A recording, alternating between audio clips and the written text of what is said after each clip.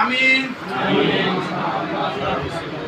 ইসলামী আন্দোলন বাংলাদেশ ধুনট উপজেলা শাখার দায়িত্বশীল মনোনীত হয়ে আল্লাহ তাআলাকে সাক্ষী রেখে ওয়াদা করছি যে ১ নাম্বার আমি আল্লাহ তাআলার সন্তুষ্টির উদ্দেশ্যে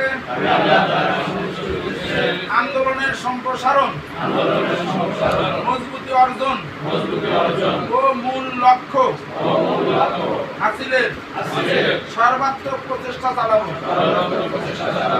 আন্দোলনের নীতিমালা ও নিয়ম শৃঙ্খলা যথাযথভাবে মেনে চলব।